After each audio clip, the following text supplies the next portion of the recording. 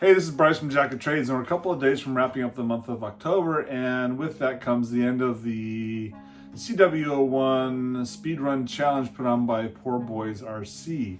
I just finished rebuilding my Tamiya lunchbox, getting ready for some new runs tomorrow. See if I can get faster than my top speed, which is 56 miles an hour right now.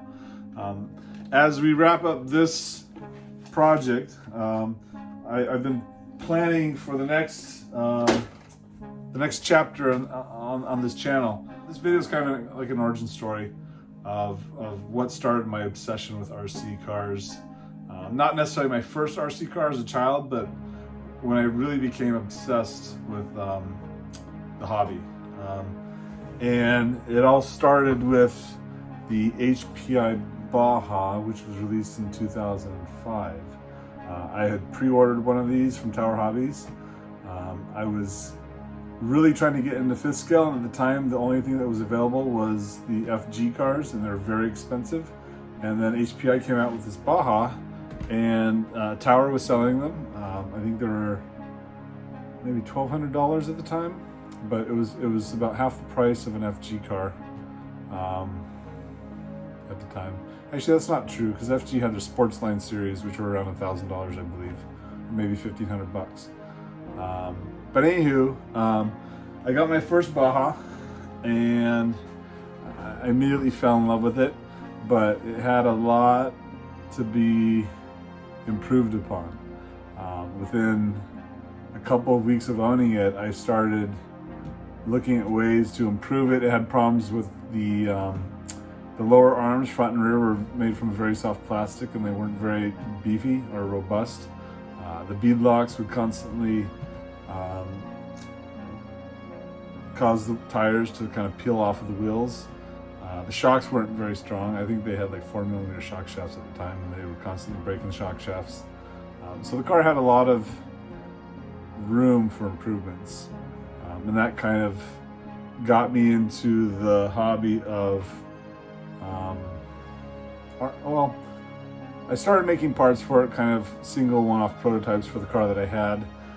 People noticed, and then I got involved with other people that were interested in the HPI Baja, and it kind of took off from there. At one point, I had my own company, Baja Skunk Works, where I designed and manufactured and sold aftermarket parts for the HPI Baja. I think it was around 2009, 2008 that I eventually got out of the hobby, or out of fifth scale. That was when my first son was born. And I kind of shifted my focus from RC cars to, family. And then it was probably closer to 2011 that happened. There was a little transition period there. And then I was kind of out of the hobby, not really out, but not running a business making parts for RC cars, and not really even building or running cars for quite a while, actually. It wasn't until probably 2018 that I got back into the hobby and started kind of collecting RC cars again. But anywho, I want to kind of show you my collection of HPI Bajas that I still have. I've over the years, well, in its peak, I probably had close to a dozen Bajas and 5Ts. And over the years, I've sold them, I've lost them. I actually had a garage fire a couple of years ago, and I lost some RC stuff in that garage fire. And I've actually had some of my cars stolen. You go to an event and there's a lot of people around. I've had cars disappear. I've done show cars, did lots of show cars for RCX down in Pomona through my distributor with TGN at the time. And I still have some of my show cars. Some of them are kind of goofy, and that's what I'd like to show you is kind of my small collection and where we're gonna go. And this is going somewhere. You can kind of see in the background, we have a box here and it's marked, it says HPI Baja. And it's like, what is that? Because HPI Baja has been discontinued for a while now, but they just they just started making them again. I guess it's a from the original being from 2005. And we'll get into that because that's, well, yeah, I've already, spoiler alert. Anywho, let's have a look at some of my old Bajas that I still have in my collection. And then let's look at what we are going to do in the future. These cars are so massive that I have to zoom out and they take up my whole bench. Just to give you an idea, there's a Baja and, oh wait, here's my lunchbox next to the Baja. So this is actually a very, very custom Baja that I did. This is one of my last show cars that I made. And this is basically a ultralight electric Baja that I developed, or I designed and built for speed runs. I built this before, I believe this is before there were any aftermarket electric conversion kits for the Baja. So let's dig in on. Sorry, a lot of these cars are pretty dirty because they've been in storage for a long time. I haven't bothered to clean it up. The last time I ran this Baja was at a speed run event where we had kind of a timing gate set up for the cars. And this ended up hitting a curb and totaling the front end. So the front end, I kind of was goofing around with these leaf spring type designs. So not really any damping at all, but just relying on the flexing of the carbon fiber plates. So, and then this uses it's a lot of carbon fiber, some plastic. Let's start from the front and work our way back. So in the front, I had custom wheels. They were just basically discs, kind of like what I've been doing on the lunchbox. And then a carbon fiber leaf spring suspension. The body is actually a carbon fiber, single layup carbon fiber body that I had a friend of mine make for me. This is Danny Hopkins from Rhino Racing. So he made the body. There's an under tray for it. And then he actually made the chassis as well. So this is a carbon fiber chassis that I milled. So he made kind of a chassis that modeled after the original Baja chassis, and then I milled it out to lighten it up. Here you can see the steering servo in there. All titanium hardware. So these are titanium screws with some fancy aluminum washers. There's a Castle electric motor. If you go to the back, see here, carbon fiber everywhere, aluminum everywhere. We're running aluminum dog bones. These are kind of one-off dog bones that a friend had made at the time.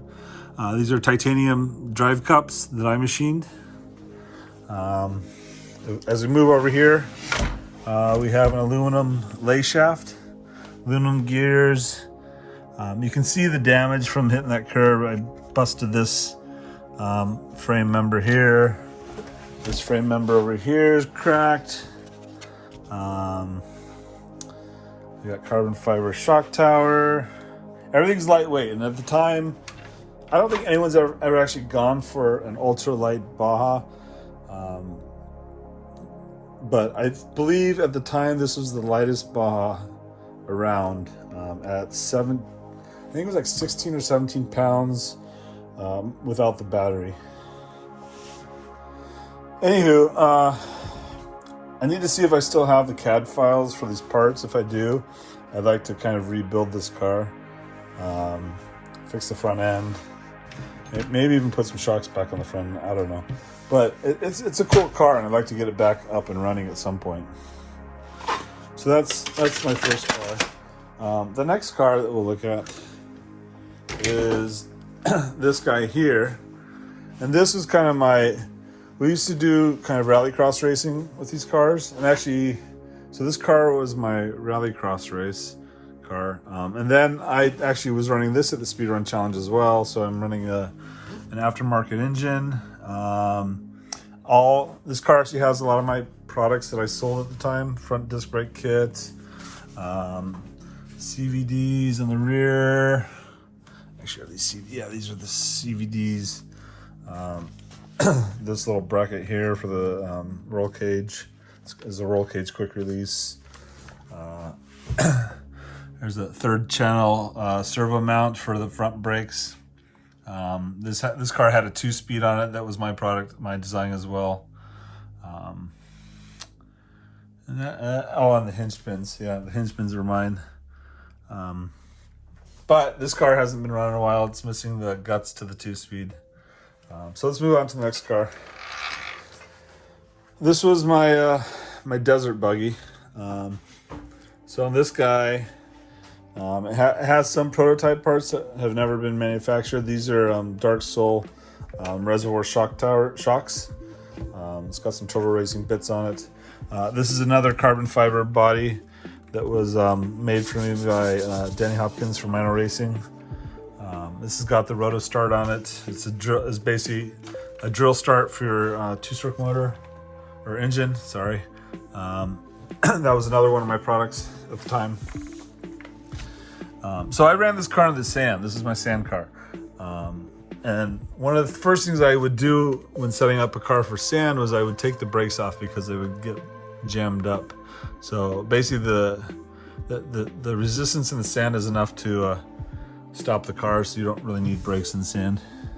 And this car has, I don't know if this is a Trevor Simpson engine or what, but I see kind of an aftermarket case on the bottom and the aluminum, the aftermarket head on this. But I've forgotten everything about these cars, or most everything, except what I'm telling you right now. And then moving on to this car, this is my prototype car. So this is where I did a lot of prototyping on this car. One of the projects that I worked on was this kind of long travel suspension kit, which widened the stance of the car, as well as, well, mainly to widen the stance.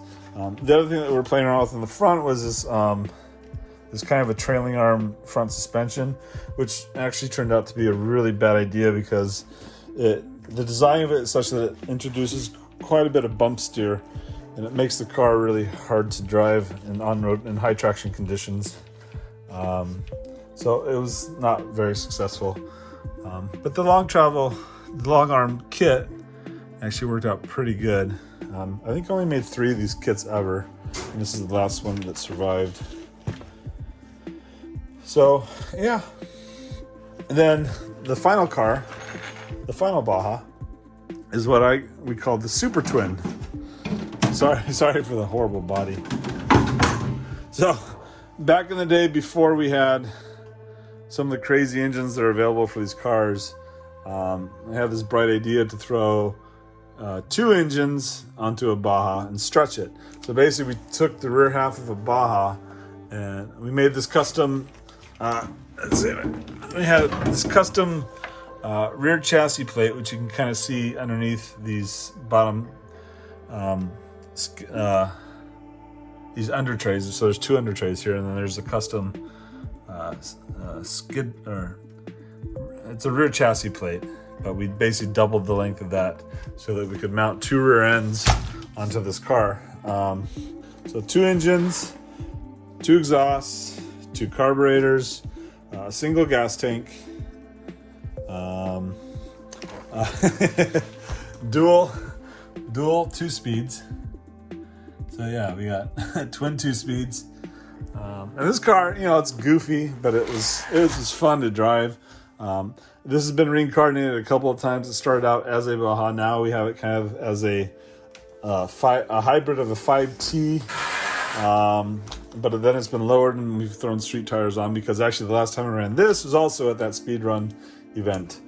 We're trying to get some fast speeds out of this car. But it's heavy. I think this thing weighs like 60 or 70 pounds. And it's long, as you can see. So it's more, I don't know, it's almost like a gimmick, but it's a really fun car to drive, actually. And the turning radius you'd think would be bad, but it turns pretty good, because it tends to pivot about these rear wheels, the middle wheels versus rear wheels. And yeah, that's my collection. And then here is the new guy. So HPI just released the re-released the Baja 5B SBK. This is basically a SBK stands for self-build kit, and they released it in a gas version and a Flux version. Flux is HPI's, that's what they coined for their electric cars, I believe. So this is an electric Baja 5B from HPI.